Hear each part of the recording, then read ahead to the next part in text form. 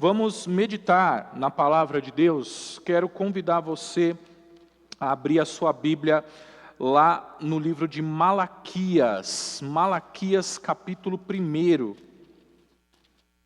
Malaquias capítulo 1. Malaquias está fácil, o último livro do Antigo Testamento. Malaquias capítulo 1. Nós vamos ler do verso 1 até o verso 5 para a nossa meditação dessa noite. Malaquias capítulo 1, do verso 1 ao verso 5.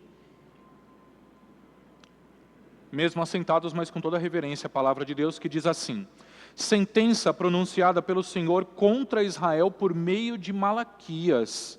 O Senhor diz: eu sempre os amei. Mas vocês perguntam: como é que nos amaste? E o Senhor responde: Esaú era irmão de Jacó, mas eu amei Jacó e desprezei Esaú. Fiz dos montes de Edom uma desolação e dei a sua herança aos chacais do deserto. Se Edom disser: fomos destruídos, mas vamos reconstruir o que está em ruínas, o Senhor dos exércitos responderá: eles podem até reconstruir, mas eu vou derrubar outra vez, e a terra deles será chamada de terra da maldade, e povo contra quem o Senhor está irado para sempre. Vocês verão isso com os seus olhos e dirão: o Senhor é grande também fora das fronteiras de Israel. Acredite se você quiser, este texto é sobre o amor de Deus. E nós vamos meditar sobre o amor inabalável de Deus. Faça aquela oração de sempre: Senhor, fala comigo, para que você escute a voz de Deus aí no seu coração. Feche os seus olhos, curva a sua fronte e peça a Deus.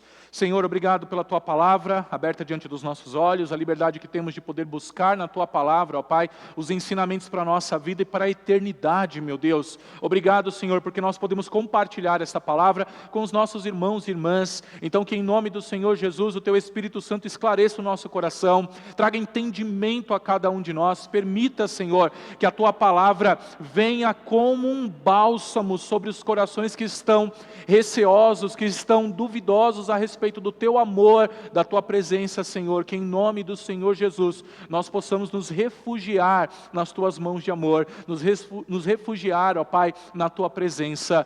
E fala conosco, Senhor. Usa este Teu servo, pecador e indigno desse púlpito, mas fala conforme o Teu querer. Alcança o coração do Teu rebanho amado. Nós pedimos e agradecemos em nome do Senhor Jesus, o nosso único e suficiente Salvador. Quem crê diz amém.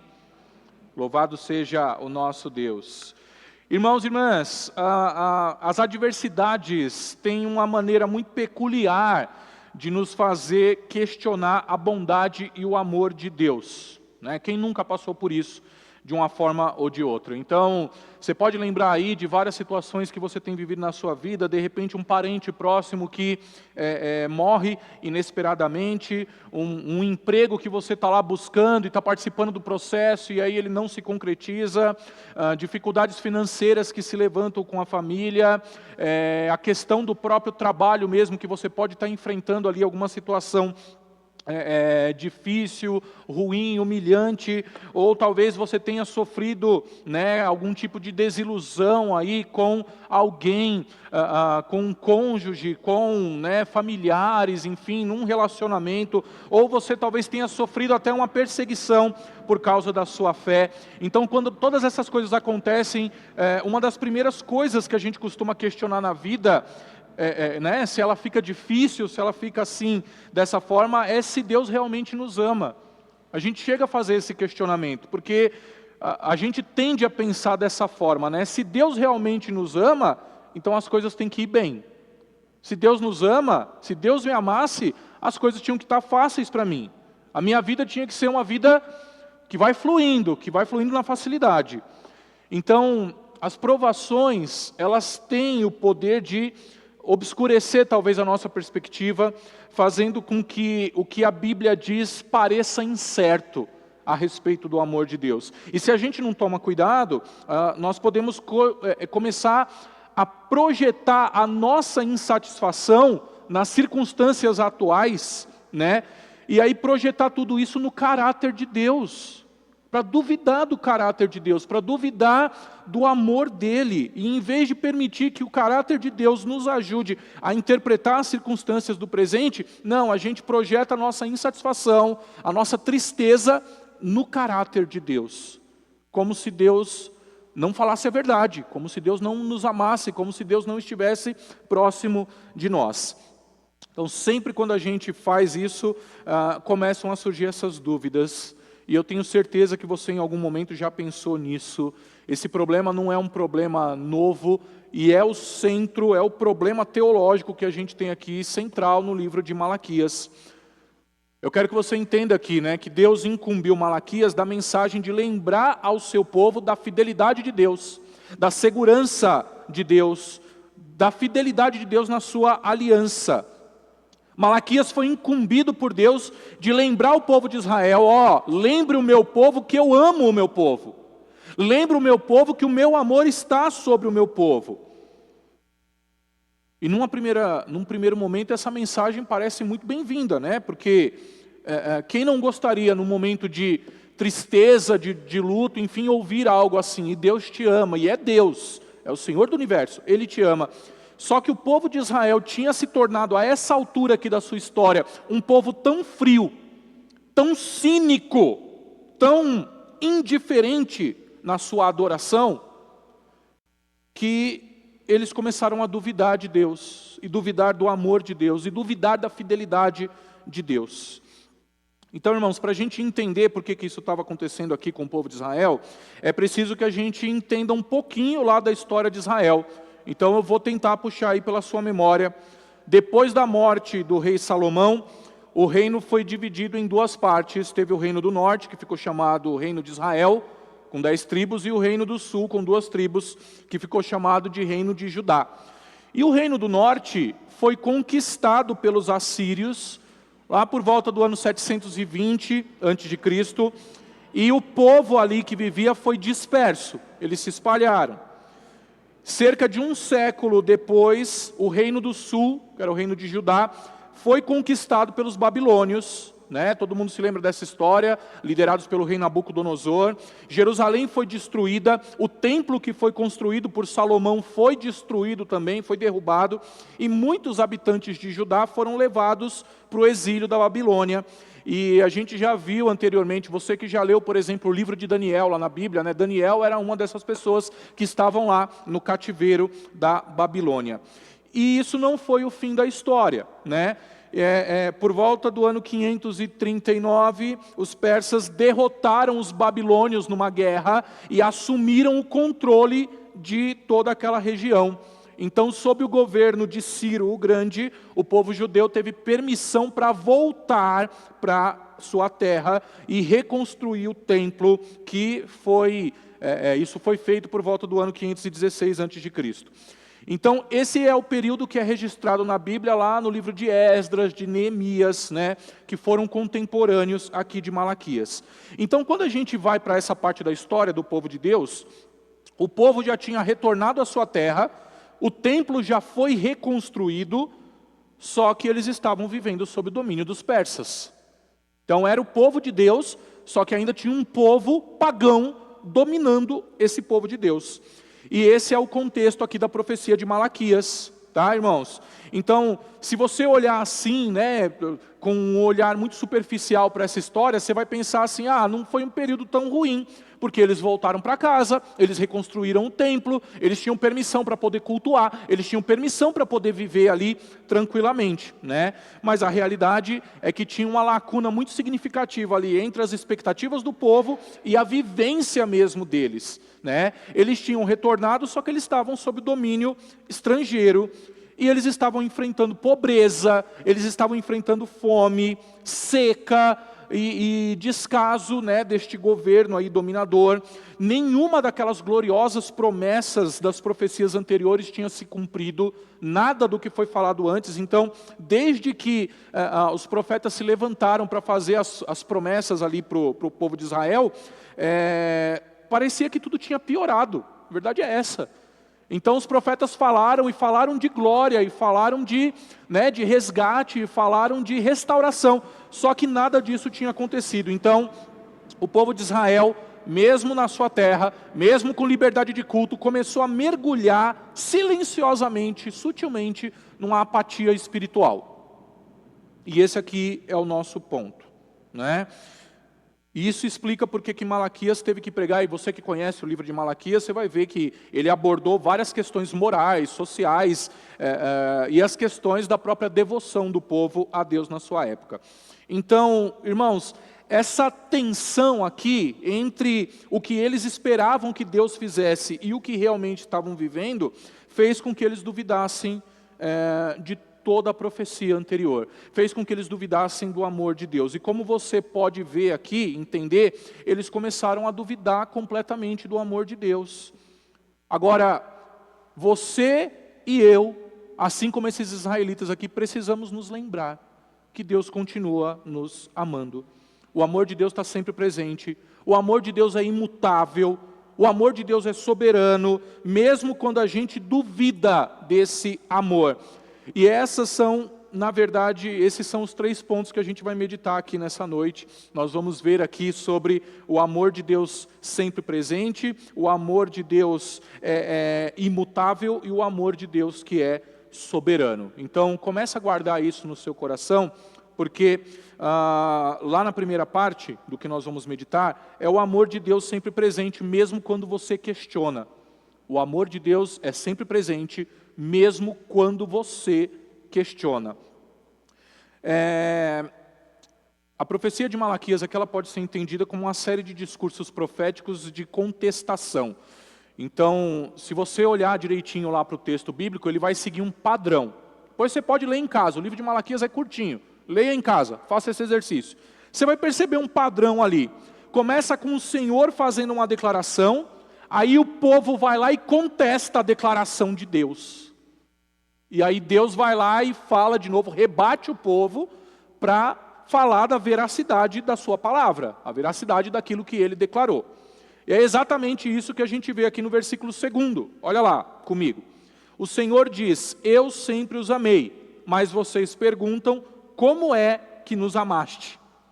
Olha lá. Então a gente tem a declaração de Deus e a gente tem a contestação do povo que vivia sob a ocupação persa, né? Então, eles estavam ali vivendo sob aquela ocupação e ouvem a palavra de Deus dizendo, olha, eu amei vocês. Que mensagem que poderia ser melhor do que essa, né? Você pensaria que se você estivesse vivendo um momento específico da história ali, com esse povo, se alguém chegasse para você dizendo que Deus te ama, né, talvez você ficaria entusiasmado com isso. Quem não quer ouvir isso, né? Mas aqui, irmãos, dá para ouvir a voz do descontentamento, da frustração, do ceticismo do povo. Das pessoas perguntam assim, como é que o Senhor nos ama? Olha o que está acontecendo ao redor, né? É como se esse povo estivesse dizendo assim, Senhor, Deus, o Senhor nos ama mesmo, porque eu não estou vendo seu amor em lugar nenhum aqui. Nosso povo está dominado, a gente está passando fome, está na seca, a gente não tem prosperidade, né? Prova esse amor aí. É mais ou menos isso que o povo está falando com Deus. E a resposta deles, nessa contestação aqui, está refletindo toda essa frustração, né, que eles viviam ali naquela situação. Se Deus realmente amasse isso, eles pensavam lá, se Deus realmente amasse, nós não estaríamos vivendo nada disso, né? Os persas seriam nossos servos, nós é que estaríamos no controle, nós é que estaríamos no topo, e eles nos servindo, nós seríamos ricos, a nossa terra seria próspera. É isso que eles estavam pensando, e essa era realmente a promessa que Deus havia feito a Abraão em Gênesis, né?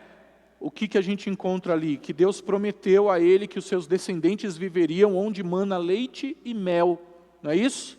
É prosperidade da terra. Ele até prometeu lá, se você vai lá em Gênesis 22, que o povo de Deus possuiria a porta dos inimigos, ou seja, dominaria sobre eles. Essa era a promessa de Deus. Só que aqui, centenas de anos depois dessas promessas gloriosas, os inimigos ocuparam os portões de Jerusalém. Tinha uma ausência da fartura, tinha uma ausência de recursos, né? Mas também tinham outras coisas acontecendo em Israel, gente. Israel estava mergulhado em idolatria. E sabe como é que é chamada idolatria na palavra de Deus? Israel estava se prostituindo com outros deuses. Não tem outra palavra, mas não tem eufemismo para isso. Israel estava se prostituindo com outros deuses. Eles estavam mergulhados em práticas pagãs, numa adoração que era corrupta, vazia. Tempos depois, vai ser lembrado na palavra de Deus: esse povo me louva com os lábios, mas o seu coração está distante de mim. Então, a questão fundamental é que Israel foi infiel na aliança com Deus, na aliança que Deus fez com eles, mas ainda assim o Senhor chega nesse momento da história e fala assim: eu amei você. Mesmo na infidelidade do povo, Deus olha para eles e fala assim: eu te amo. Então, irmãos, isso aqui tem que levar a gente a perguntar qual é a natureza do amor de Deus. A gente precisa entender o que é o amor de Deus. Porque para o povo de Israel, a compreensão do amor de Deus se baseava no que eles pensavam que Deus faria por eles. Eu acho que é o mesmo jeito que a gente tende a pensar também e interpretar o amor de Deus, A gente interpreta o amor de Deus ou a falta do amor de Deus dependendo ali das circunstâncias atuais. Quando a minha vida está boa, Deus me ama. Quando a vida não vai do jeito que eu quero, não segue os planos que eu tracei, então Deus não me ama.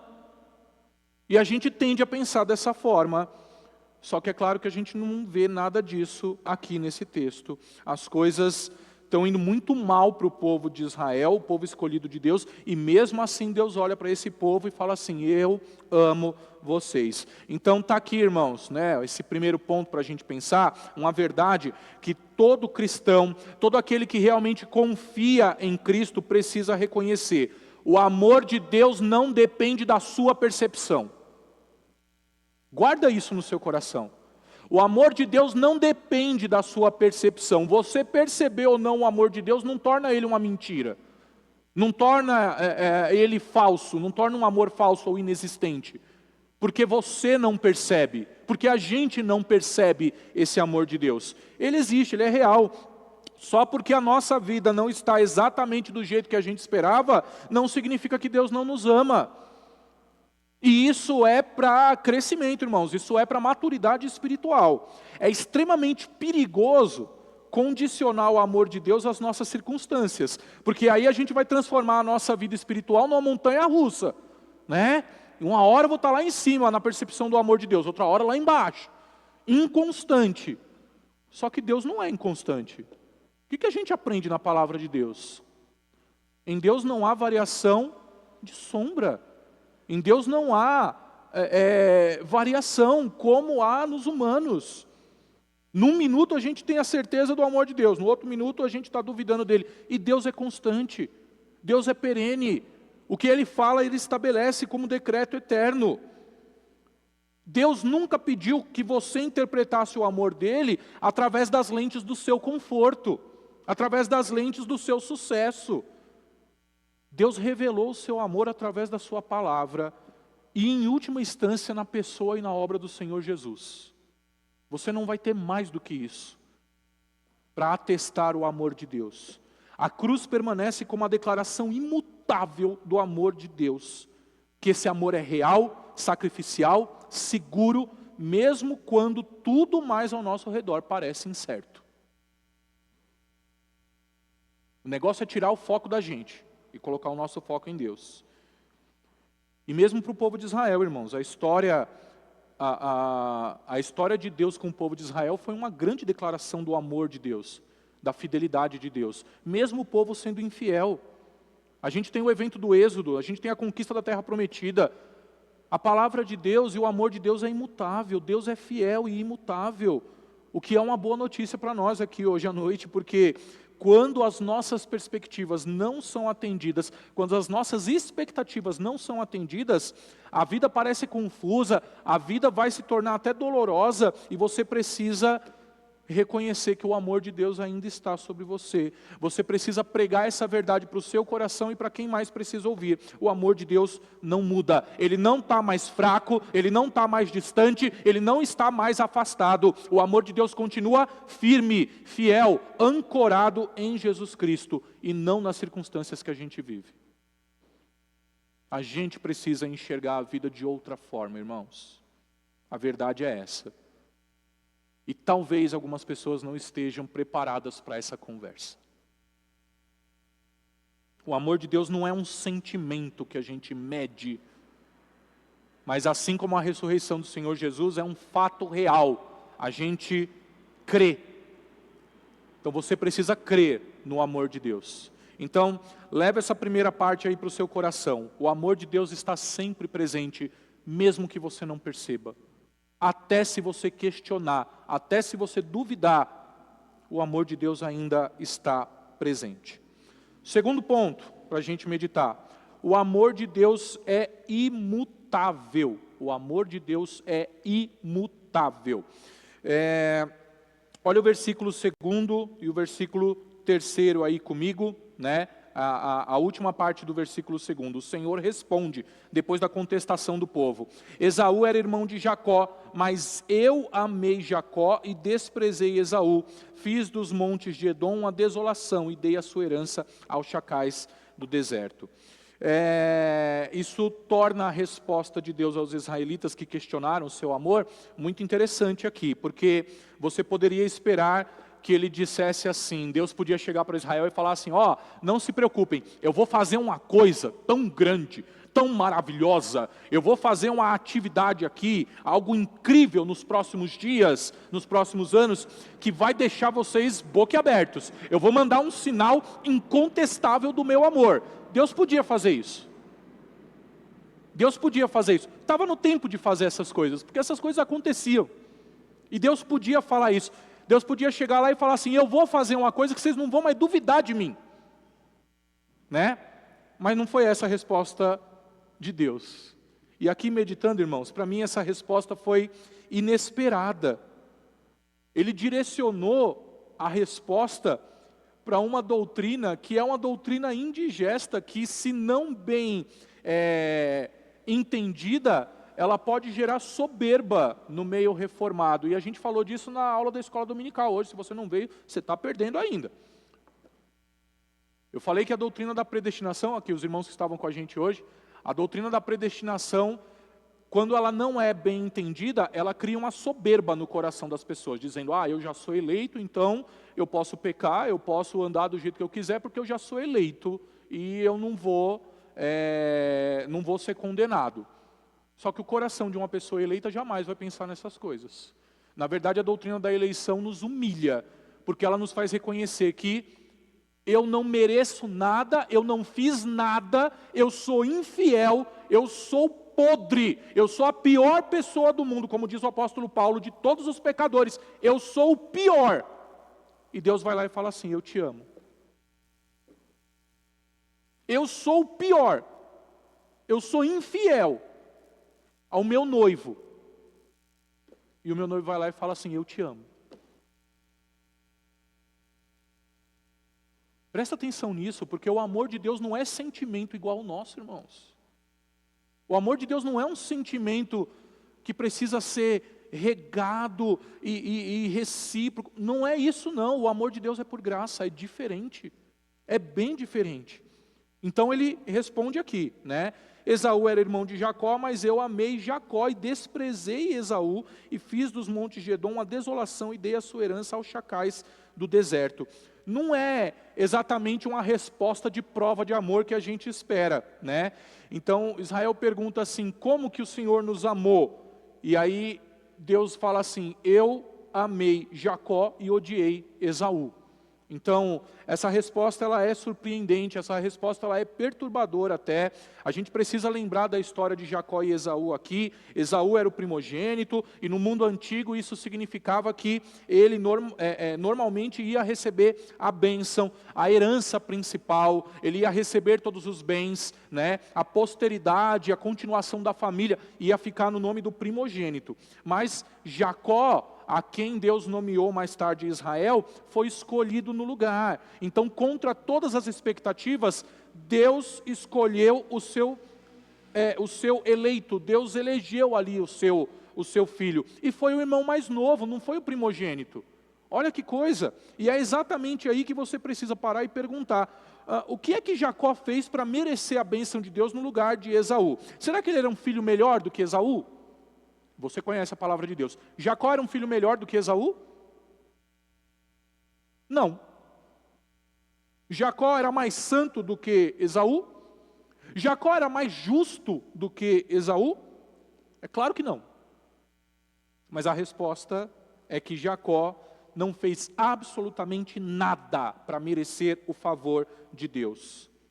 E isso prova a graça salvadora, a graça que elege, a graça amorosa de Deus. Ela não se baseia no mérito humano, ela é propósito divino, soberano, é Deus que escolhe.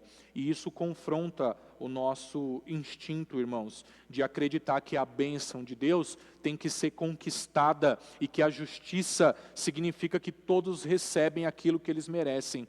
Olha, as Escrituras Sagradas, elas impulsionam a gente numa direção bem diferente aqui. Elas nos lembram que se Deus nos tratasse de acordo com as nossas obras, qual seria o nosso fim? Hein?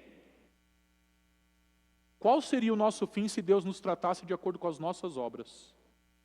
Morte, condenação, eterna. O que nós mereceríamos é isso. Uma vez eu usei essa expressão aqui num sermão, né, e isso gerou incômodo aqui entre os irmãos, que eu falei que se Deus resolvesse mandar todo mundo para o inferno, a gente tinha que ir ajoelhado, enfim, com reverência a Deus, porque Deus estaria fazendo um ato de justiça. Não de vingança, de justiça. A verdade é essa. E isso confronta esse nosso instinto, né, de que a gente tem algum mérito para receber a bênção de Deus. Não é, irmãos, não é por justiça, injustiça, é graça. É Deus dando livremente aquilo que não é merecido. Quando você começa a enxergar dessa forma, o que o Senhor distribui livremente, a sua graça salvadora entre pessoas que não merecem, isso transforma a sua compreensão do amor de Deus. Se o favor de Deus estivesse atrelado ao que é o nosso esforço, a circunstância das nossas vidas aqui, enfim, Ele não deixaria nenhum de nós vivos. Nós não estaríamos sobrevivendo, deixaria de ser graça de Deus. Então o que eu quero dizer é que o amor de Deus prevalece e esse amor de Deus é imutável. Esse amor de Deus não está enraizado no nosso caráter. Deus não viu lá que eu me tornaria uma boa pessoa no futuro e aí, esse aí merece o meu amor. Não! A presciência de Deus escolheu. E Deus, quando diz que Ele vai amar, Ele ama e ponto. Não tem o que duvidar de Deus. Não tem o que questionar a Deus.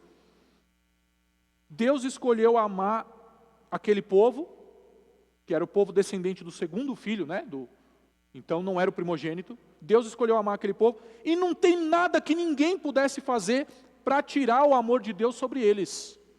Mas não tem nada que tire o amor de Deus sobre o seu povo. Mesmo quando esse povo era motivo de chacota, mesmo quando esse povo era vencido nas guerras, mesmo quando esse povo se tornava motivo ali de riso entre outras nações, Deus ainda amava aquele povo. Porque o amor de Deus não depende do sucesso ou do fracasso do povo que Ele escolheu. E essa verdade permanece até hoje, irmãos. O amor de Deus não depende do seu esforço, não depende das suas boas obras. O amor de Deus não aumenta quando você é fiel e não diminui quando você tropeça. O amor de Deus não é fortalecido pela sua obediência e nem é enfraquecido pelas suas falhas. Se o amor de Deus estivesse atrelado ali ao seu esforço, ele ia oscilar constantemente, porque você oscila. Só que no lugar disso, o amor de Deus está ancorado no seu próprio caráter imutável. O amor de Deus está ancorado em Jesus. Mesmo quando você não percebe, quando você falha, o amor de Deus não desaparece. Quando você é fraco, o amor de Deus não se distancia de você. O amor de Deus permanece firme, seguro, inabalável. Porque esse amor não depende de nós, irmãos, depende completamente dele. O amor de Deus é diferente da forma como eu e você pensamos sobre o amor. Porque a gente tende a pensar sobre o amor como uma emoção, e às vezes até uma emoção passageira. Num minuto você pode dizer que está amando alguém, e no outro minuto você vai odiar a mesma pessoa. A gente até fala isso, né? A linha entre o amor e o ódio é uma linha muito tênue. E a gente vê isso nos romances, a gente vê isso, enfim, nas representações teatrais, enfim. Mas que bom que o amor de Deus não seja dessa forma. Graças a Deus que o amor de Deus é imutável. Graças a Deus que a gente pode ter segurança no amor de Deus. A verdade é que o amor cristão deve ser de uma forma muito pequena e talvez imperfeita, claro, imperfeita, ser um reflexo do amor de Deus. Presta atenção nisso, irmãos. Para aqueles que se casaram, quando você se levantou lá, no dia do seu casamento, diante dos seus amigos, diante da sua família, diante de Deus, na igreja, enfim, onde você casou, você não estava professando uma emoção que você sentia. Você estava fazendo um compromisso com a sua esposa, você estava fazendo um compromisso com o seu esposo. Vocês não estavam declarando emoção, pelo menos não deveria ser assim. Estavam declarando emoção lá na frente. É compromisso. Amar aqui é uma escolha. E Deus escolheu amar e Ele não muda. Da mesma forma tinha que ser com a gente. Fazendo um compromisso com quem a gente ama. E é por isso que a maioria dos votos de casamento fala, né? Eu prometo ser fiel na alegria ou na tristeza, na saúde ou na doença, na riqueza ou na pobreza. Não é isso que a gente escuta? Até que a morte nos separe. A maioria dos votos de casamento é assim. E a relação de Deus, né, com a sua igreja, com a sua noiva, conosco, é uma relação até superior a essa relação que nós damos testemunho aqui. Seu casamento foi um pacto, uma promessa de amar, de permanecer junto, de ser fiel, não apenas nos momentos de alegria, mas também nos momentos de dificuldade, de frustração, de mudança. Então o meu ponto principal aqui, irmãos, é que o amor é mais uma decisão, o amor é mais um compromisso do que um sentimento volúvel. A palavra de Deus fala uma coisa muito interessante a respeito do coração humano, que é o quê? O coração do homem é... Pode falar alto que eu quero ouvir. O carro não está deixando ouvir vocês. E aí, o coração do homem é enganoso. Sabe essa coisa? Segue os seus instintos, né? Cuidado, cuidado. A gente precisa ouvir a voz de Deus. A gente precisa procurar Deus. Mas a gente precisa ter cuidado porque o coração do homem é enganoso. Amor aqui é compromisso, amor aqui é escolha. Os sentimentos eles vêm e vão, mas o amor da aliança permanece. Ele escolhe ficar, ele escolhe servir, ele escolhe perdoar, ele escolhe perseverar. E é exatamente isso que Deus está demonstrando nesse texto. Você sabe por que Jesus fala? Você sabe por que Jesus fala que o divórcio foi dado por causa da dureza do coração das pessoas? Tem lá uma ressalva, né, a respeito do divórcio, que fala, a não ser que seja por infidelidade, por imoralidade sexual, né, divórcio ele não é uma coisa aceitável assim tão tranquilamente, tá certo? Porque isso quebra uma aliança, Agora perceba qual foi a relação de Deus com o seu povo. É um casamento, a figura da noiva está lá, sempre. O povo foi infiel. O povo se prostituiu com outros deuses. E o que Deus escolheu? Amar esse povo. Porque o coração de Deus não é duro. O nosso coração é duro, mas o coração de Deus não. A gente precisa se respaldar no coração de Deus. É exatamente isso que Deus está demonstrando nesse texto aqui. O amor de Deus é um amor que não abandona quando as coisas ficam difíceis. Então, irmãos, esse segundo ponto que eu quero que você leve para o seu coração, o amor de Deus é imutável. E o terceiro e último ponto, para a gente encerrar, é que o amor de Deus é soberano. Malaquias não para por aí, ele não vai mostrar que o amor de Deus é sentimental, é fraco, não. Ele vai mostrar que o amor de Deus é soberano, é um amor que discerne, é um amor que diferencia algumas coisas. Então, olha aí os versículos 4 e 5, e esse aqui talvez seja o ponto mais indigesto dessa mensagem hoje, irmãos. Olha lá. Se Edom disser, fomos destruídos, mas vamos reconstruir o que está em ruínas, o Senhor dos exércitos responderá, eles podem até reconstruir, mas eu vou derrubar outra vez. E a terra deles será chamada terra da maldade, e o povo contra quem o Senhor está irado para sempre. E vocês verão isso com seus olhos e dirão, o Senhor é grande também fora das fronteiras de Israel. Você sabe quem são os edomitas? Os edomitas são os descendentes de Esaú, irmão de Jacó. E eles estão representando aqui um contraste com Israel. O Senhor está desenvolvendo ainda aquela fala primeira que ele falou, né? Eu amei a Jacó, mas odiei a Esaú. Irmãos, essa declaração de Deus não tem nada a ver com um povo ou outro, com um país ou outro, tá certo? Esquece isso. Não está se falando de uma nação contra outra nação. Isso daqui está fundamentado nos decretos eternos de Deus, diferenciando o povo da aliança e o povo que está fora da aliança de Deus. Então deixa eu já dizer para você uma coisa, só existem dois tipos de pessoas no mundo, nesse sentido aqui, quem está na aliança de Deus e quem não está na aliança de Deus. Tá? E é isso que o Senhor está diferenciando aqui para o povo de Israel. Os esforços de Edom fracassam, não porque eles são fracos, mas porque eles são um povo que está fora da aliança de Deus. A sobrevivência, a restauração de Israel, elas vão testemunhar o amor eterno de Deus, fiel, baseado ali na aliança do Senhor. Então, isso para a gente parece muito injusto, né? Porque Deus julga Edom e mostra amor por Israel, porque Ele fala que ama Israel, mas Ele vai lá destruir Edom. Ele vai lá, Edom vai ficar conhecido como o povo que é sempre odiado por Deus.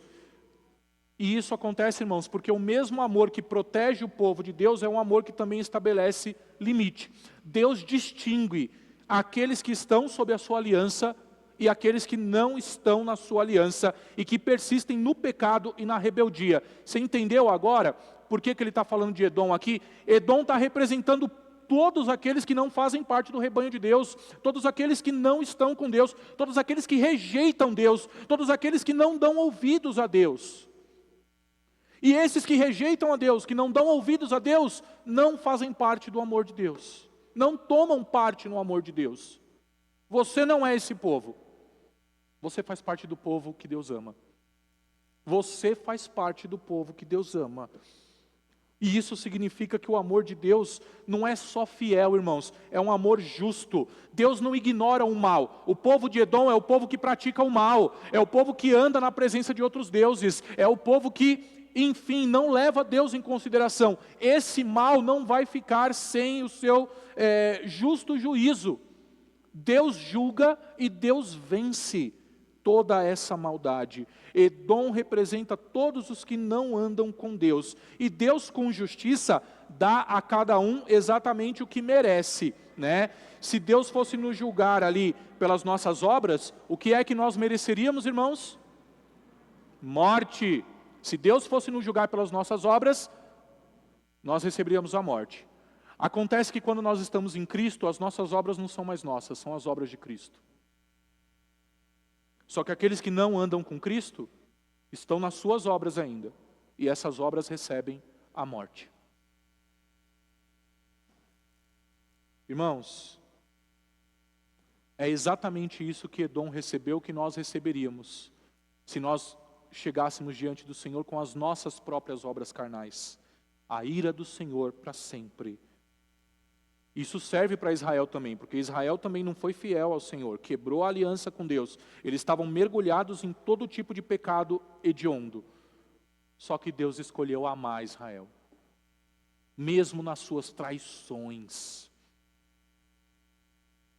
Deus resolveu amar Israel. A graça, por definição, é algo que não se deve. E uma vez que você entende isso, você não vai mais acusar Deus de injustiça. Você não vai mais dizer que Deus não te ama. Veja bem, que é exatamente esse o ponto que o Senhor quer que Israel compreenda aqui. Tem uma aliança com eles. o amor, a misericórdia de Deus, a graça de Deus estariam ali sempre com eles. O amor de Deus não é frágil, o amor de Deus não é condicional, é um amor comprometido, é fiel à aliança, enraizado no próprio caráter de Deus, mesmo quando Israel não conseguia enxergar isso, mesmo quando a situação de Israel fazia parecer que eles estavam distantes.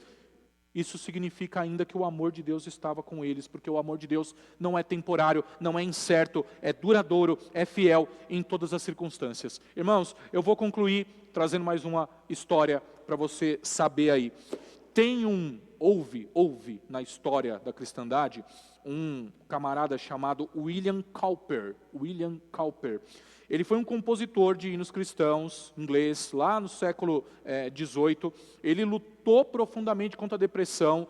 Ele, inclusive, foi um dos que trabalharam junto com o autor do hino Amazing Grace, né? Então, a estranha graça de Jesus. Então ele era anglicano, enfim, estava na igreja e ele era compositor de hinos cristãos e lutava contra a depressão. Ele teve dúvidas avassaladoras a respeito do amor de Deus por ele, mesmo acreditando no Evangelho. Muitas vezes ele sentia como se as promessas de Deus não se aplicassem para ele. Em vários momentos da vida, o testemunho que a gente tem desse irmão aí é que ele estava convencido de que Deus não tinha misericórdia dele. No entanto, no meio de tudo isso, o Cowper escreveu hinos cheios de esperança. E tem um hino que chama Deus age de maneira misteriosa. A gente não tem ele no nosso hinário, viu? Faz parte de alguns outros por aí. Mas ele diz assim nesse hino: não julgue o Senhor com os seus sentidos limitados. Olha o perigo. Não julgue o Senhor com os seus sentidos limitados. Confie na sua graça. Por trás de uma providência severa, Ele esconde um rosto sorridente. Por trás de uma providência carrancuda, Ele esconde um rosto sorridente. Então, a vida desse irmão aí nos lembra algo muito importante. Mesmo crentes sinceros podem ter dificuldade de sentir o amor de Deus. E talvez seja o seu caso hoje. Só que a mensagem aqui de Malaquias é que as circunstâncias atuais da sua vida não refletem o caráter de Deus, não refletem o amor de Deus. Confie na graça de Deus, porque por trás de algo que é muito carrancudo, Deus está lá sorrindo para você. O que os cristãos muitas vezes esquecem é que não foi prometida para nós uma vida de conforto, uma vida de facilidade. As Escrituras falam que nós teríamos provações de vários tipos. Há períodos de tensão familiar, de frustração no trabalho, de solidão, até de desânimo com a sua vocação, de desânimo com o seu trabalho, de desânimo com a sua família. É especialmente nesses momentos que a gente precisa lembrar disso. O amor de Deus não está fundamentado no que fizemos ou em quem somos, mas no que Ele é e no que Ele fez. E Jesus é a prova mais clara do que Jesus fez por amar você. Jesus foi rejeitado, Jesus foi perseguido, Ele sofreu até a morte, contudo o Pai declarou o que a respeito de Jesus? Esse é o meu Filho amado em quem eu tenho prazer. Esse é o meu Filho amado em quem eu me comprazo, né? Perspectiva humana, Deus tem prazer no seu Filho e Ele sangra, e Ele morre, e Ele sofre injustiça, e Deus continuava amando ao Senhor Jesus. Se o Filho amado trilhou um caminho de sofrimento, então as dificuldades, irmãos, não são evidência da ausência de Deus, mas é o contexto em que o amor de Deus se manifesta com maior clareza para nós. Aqueles que confiam em Cristo estão inseridos na aliança do amor de Deus. São unidos a Deus, são perdoados por Deus. São mantidos firmes na graça imutável de Deus. Então, você não foi chamado para merecer esse amor. Você foi chamado para descansar em Cristo Jesus. Você foi chamado para reconhecer esse amor de Deus, crer nele e encontrar nele a certeza de que o amor de Deus também é o seu amor. Portanto, se a tua vida não está como você gostaria, não interprete isso como se Deus estivesse escondendo o amor dele de você. Em vez disso, avalie o amor de Deus pela sua palavra, pelas suas promessas e, acima de tudo, pelo que Ele fez por você em Jesus Cristo. E quando você fizer isso, você vai descobrir que o amor de Deus é constante, é soberano, é seguro, ontem, hoje e assim será para todo sempre. Recebe essa palavra em nome do Senhor Jesus.